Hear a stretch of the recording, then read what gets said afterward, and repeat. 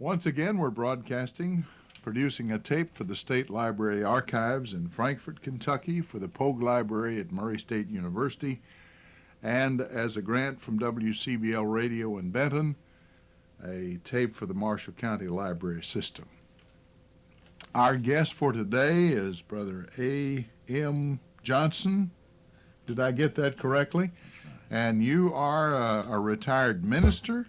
Yes, sir. Could you tell us where you were born? Well, I was born up close to the Barnett Cemetery in Marshall County. Now, that's almost exactly where I was born, Yes, Brother sir. Johnson. That's right. You probably knew my parents. I did. I led your daddy to the Lord. Well, that's certainly a great thing. 1916, I believe, or 1915. Uh-huh. Now, you were born in that area, and would you mind telling us how old you are? I'm 62. All right. Now, you, for the benefit of those who are interested in genealogy, you might tell us the name of your father and your mother.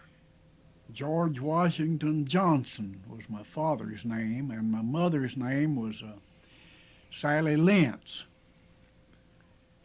John Lentz's daughter. Uh-huh. So the Lentz family and the Johnson family. Now, do you remember your grandparents, for example? Yes, sir. My grandfather's name was John Lentz. My grandmother's name was Sarah, I believe, Sarah Lentz. Mm-hmm. On the other side of the family, do you remember the grandfather Johnson? Brother David Johnson. David White Johnson was my grandfather's name. And my grandmother's name was Sarah Douglas, I believe. That was her name.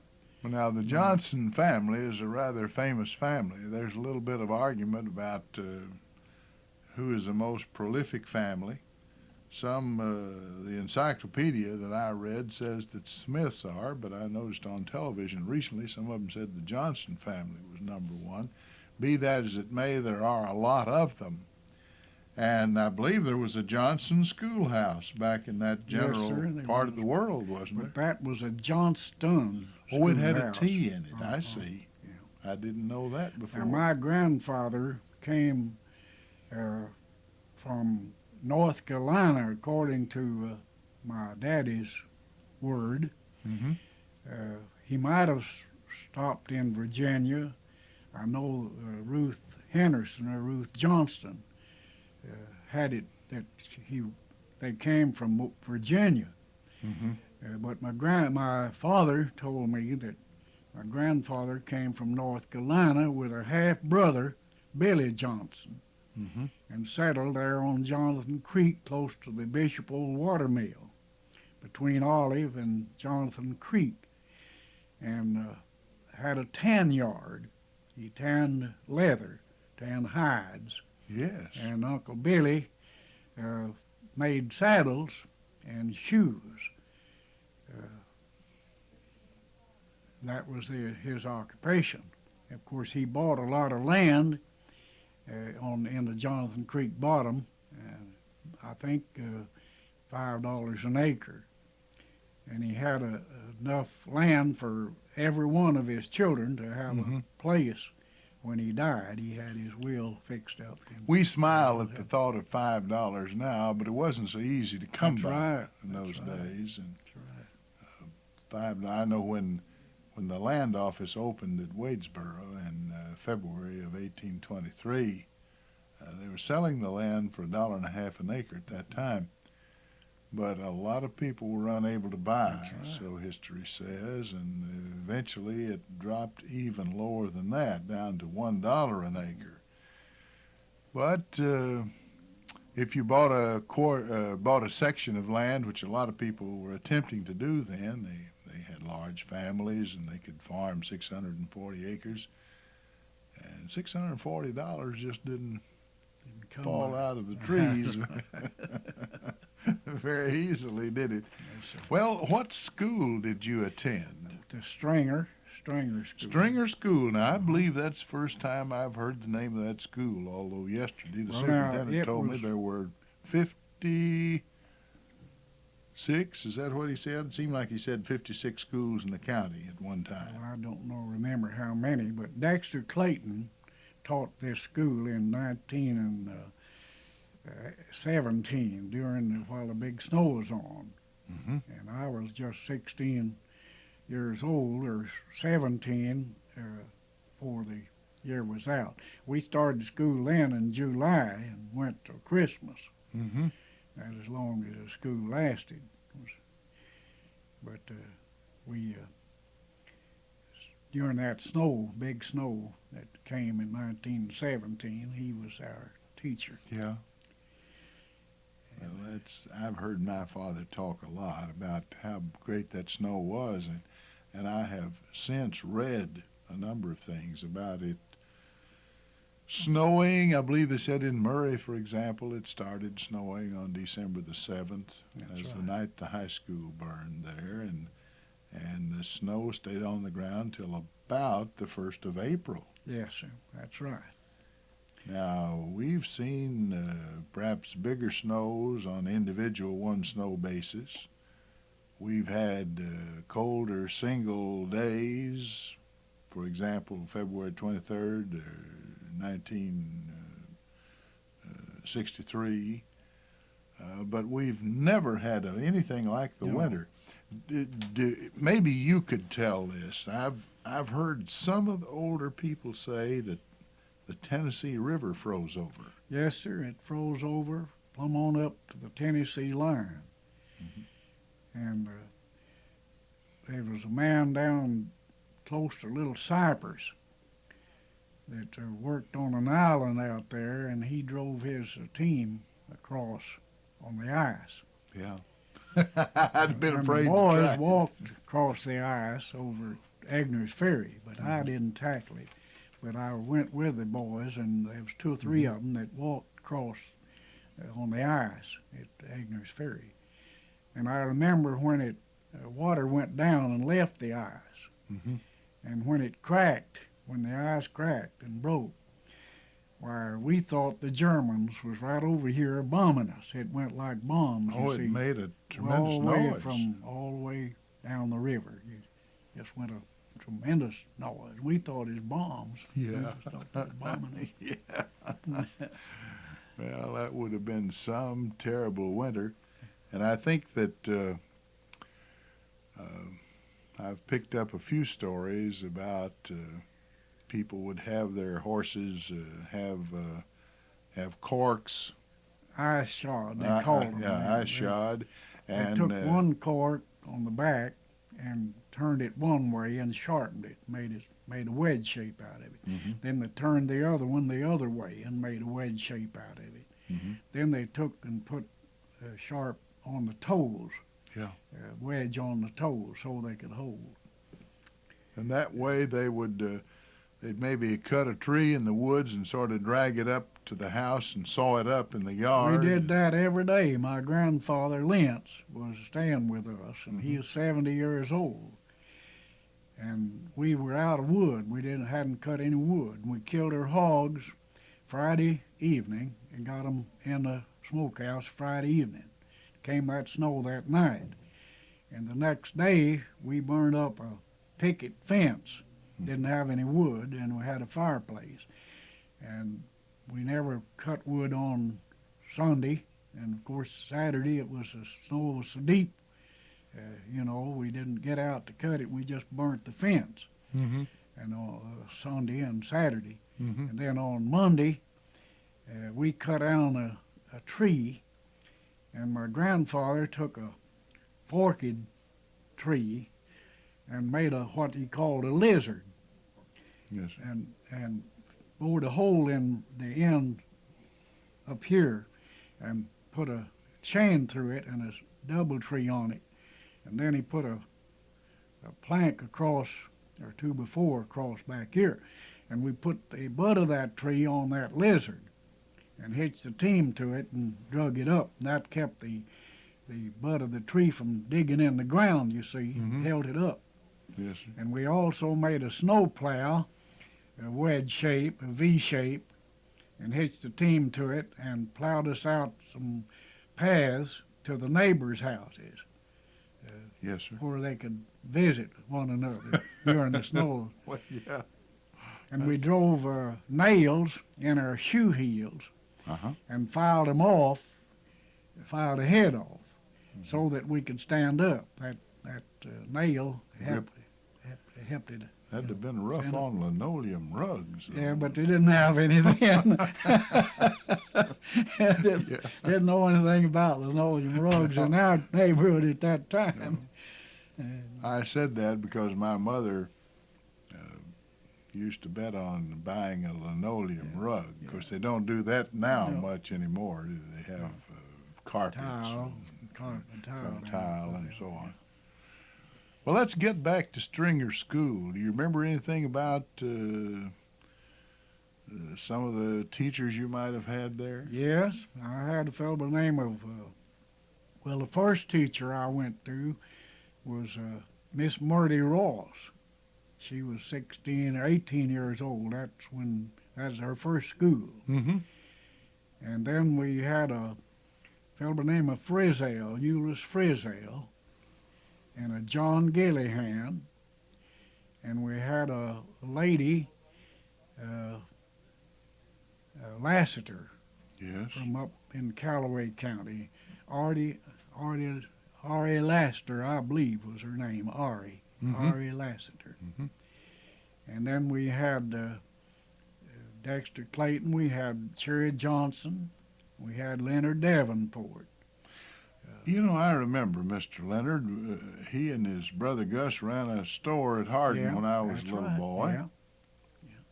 About 1930s and along in there. Yes, I remember. He run that store in 19 and 18. He was in that store then. Mm-hmm.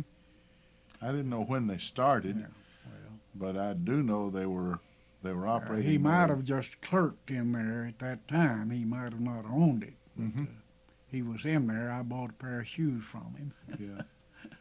Oh, I tell you, I remember that ladder they had that would roll along, and you could climb up and get shoes off of a higher level and move it north or east and west. Yeah.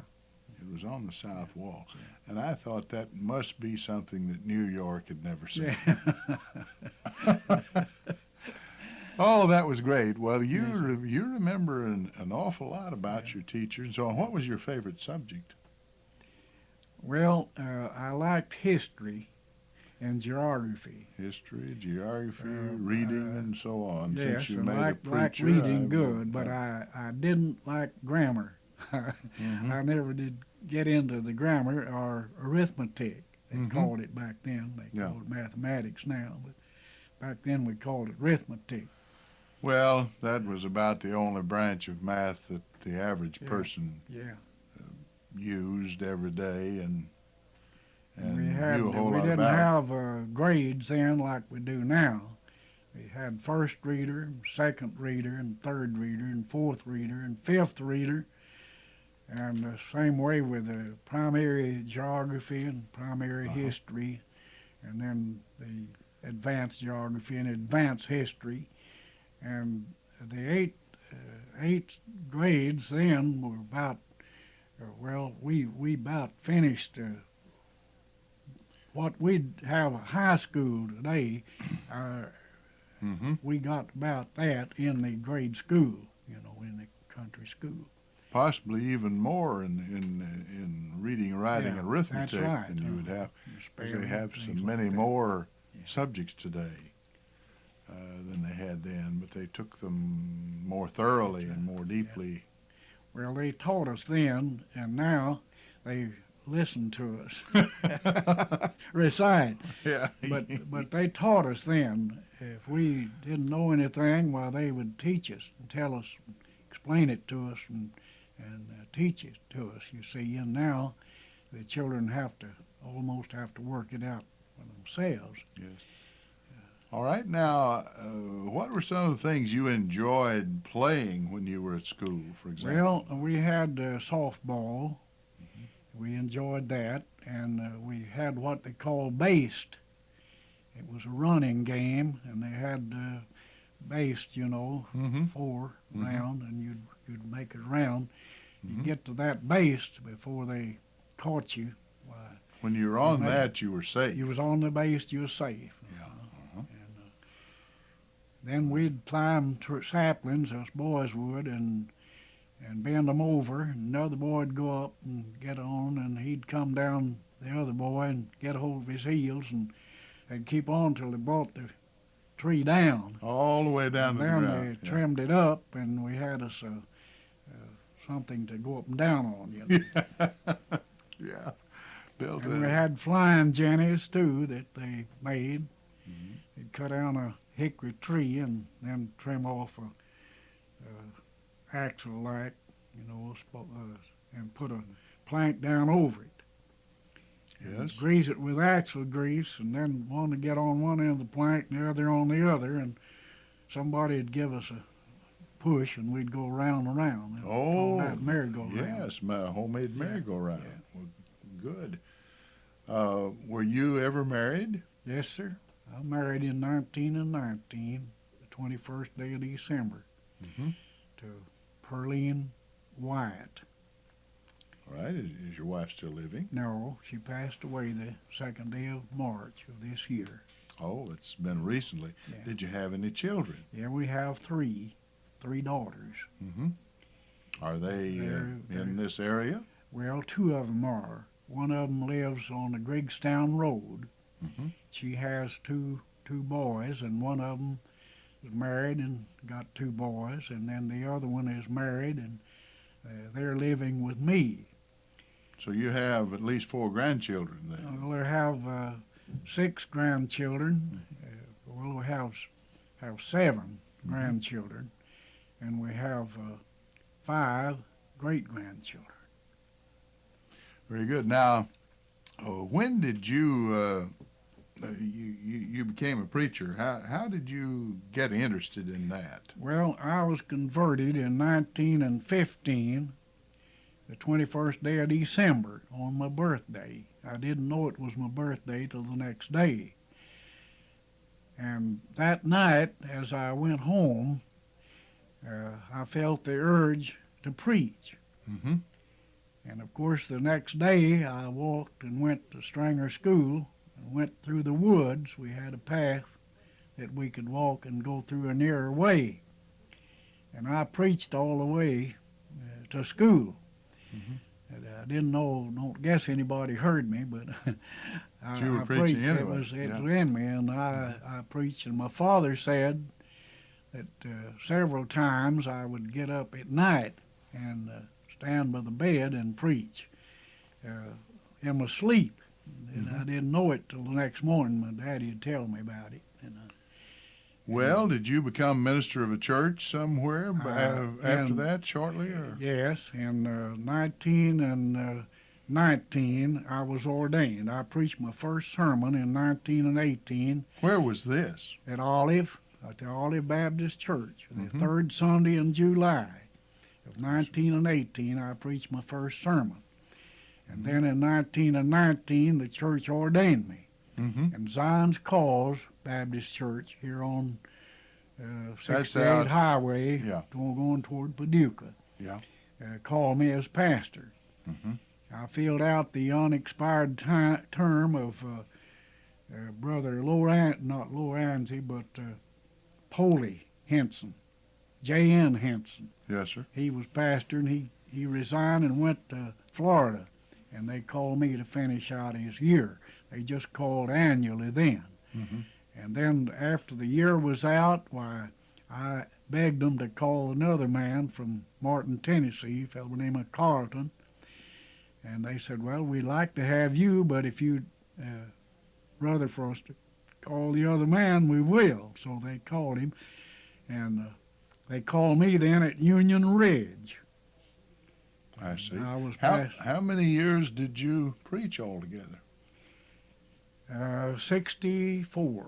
Mm-hmm. Yeah. in all. And I've been in the pastorate 63 years. Yes, sir. Was all of it in Marshall County, or? No, I was in Callaway County. Yes, sir. New Mount Carmel, up close to the Tennessee line, on the other side of New Concord. Yes, sir. And Locust Grove, out from Murray there a piece. I know. I've been to church there a few times. I was pastor there, and then I was pastor at Rosebear in McCracken County. Mm-hmm. And also I was pastor at Little Cypress in Marshall County, and Pleasant Hope, and Hamlet, and New Bethel, and let's see, I believe that's all that was in Marshall County. And then I went to Ballard, and I preached at Zion's Call, not Zion's Cause, but Mount Zion, out from Paducah piece. Well, sometimes fellows can tell funny stories. Now, some people can tell, and I never could tell funny stories much, but maybe you're like Grady Nutt was. Is there anything you remember that was kind of amusing? I remember one thing. We used to have a songbook that had Will There Be Any Stars in My Crown? I remember the and song. then they had one, No Not One. Yes. And a fellow by name of Mathis claimed that he came by Union Ridge one day. Of course, the Baptist church is on one side of the road, the Methodist church is on the other. Yeah. And he said the Baptists were singing, Will There Be Any Stars in My Crown? And the Methodists were singing, No Not One. Yeah, I suppose you could tell that anywhere. And it seems to me that I may have heard that before, but those would be amusing things. Well, is it true that preachers like chicken better than anything else? Yes, sir, they did. Well, the reason they did was that is the only kind of fresh meat they had. They couldn't get a pork steak or anything like that at that time. They had cured ham meat. But to have any fresh meat, we had to have chicken or fish. Yes. We couldn't go to the store and buy pork chops and I well beef remember steaks. that. Someone was asking me one time, since I've been teaching at the university, about if I like country ham, and I said, yes, I like it. I like it better now than I used to. I said, at one time I was tired of it. Well, they thought I was bragging. I said, no, I'm really not bragging. It was just that that's the only meat we had, and when you eat nothing but we cured the hams, the shoulders, same way we did the hams, and of course the bacon. Yeah. We called it middling meat. Yeah. Was all just salt pork, and after a while you get tired of the stuff. That's right. So I was glad to get a bologna sandwich at Big Singing Day, and a piece of cheese. That's right. And at first they thought I was trying to show out that I'd got tired of ham. Yeah. I said, well, it wasn't because we were that wealthy. It's because we were so poor. That's right. All right.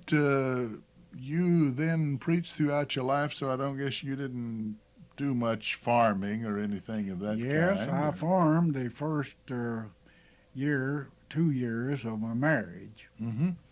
And then I moved to Paducah and went to work at the International Shoe Factory and worked there till 1925. And then Rosebear Church called me, and Mount Zion called me, and Little Cypress called me, and I moved out there then, and I bought 10 acres, and I raised some strawberries and paid for it. And then I went from there over to New Harmony. That was the first full-time church I ever had. We just preached once a month at the churches that I was pastor of.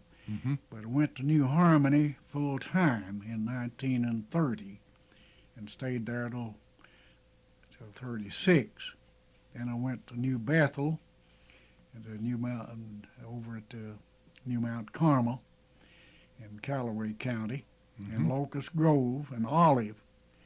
Then I went from there to the center in 1941, and I preached there half-time till 1943, and then they called me for full-time, and I stayed there till 57, and I went from there to Missouri in the Boot Heel, about 5 miles of Kennett, to Friendship Baptist Church, and stayed 3 years.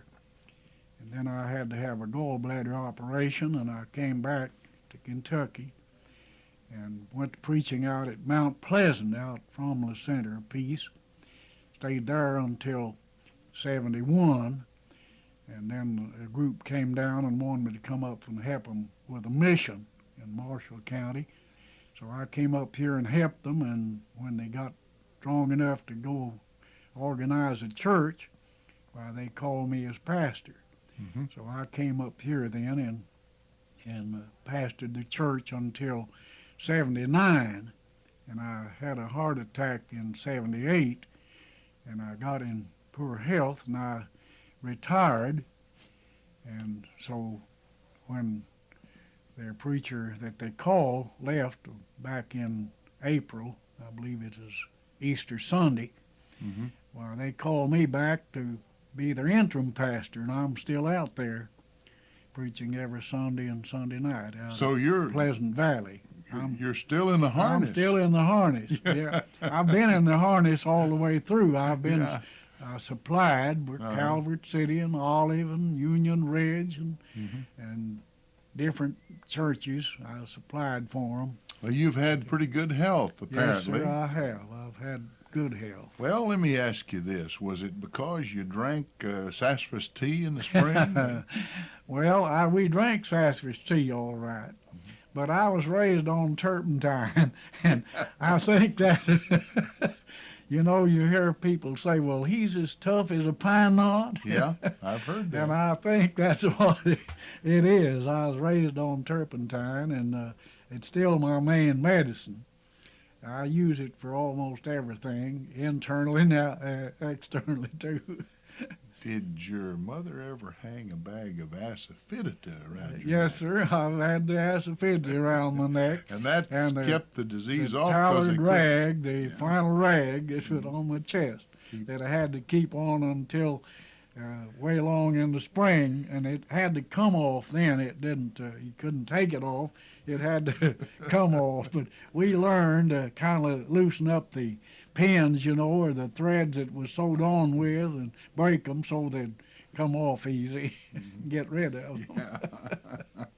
What do you see as having changed most in life? Social customs, or the way we live, the amount of money we have? Or... Well, there's been a big change in the money situation, as you said a while ago in the beginning. And I guess that is about the biggest change. And of course, we have more warm houses than we just used to have. The housing that we grew up in was just a box house, and it just had one wall. My mother always, and I remember the neighbor women, they'd sit around an open fireplace, and their legs were mottled.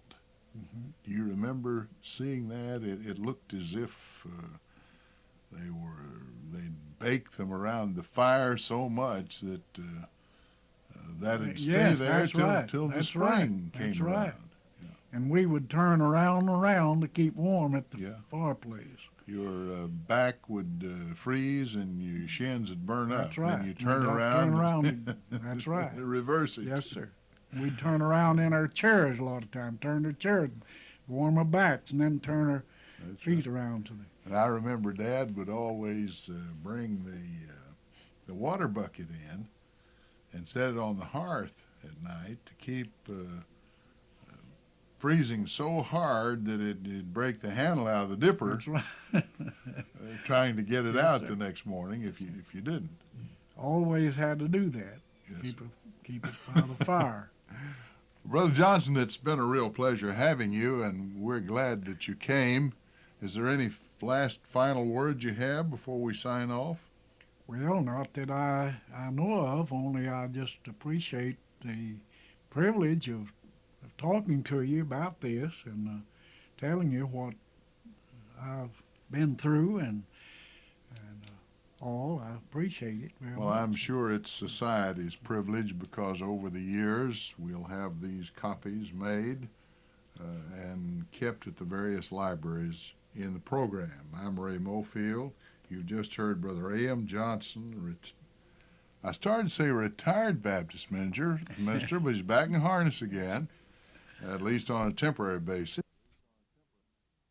This and telling you what I've been through and all. I appreciate it very Well, much. I'm sure it's society's privilege because over the years we'll have these copies made and kept at the various libraries in the program. I'm Ray Mofield. You've just heard Brother A.M. Johnson. I started to say retired Baptist minister, but he's back in harness again, at least on a temporary basis.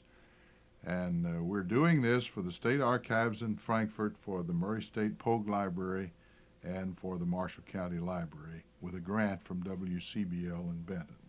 And that's our broadcast for today.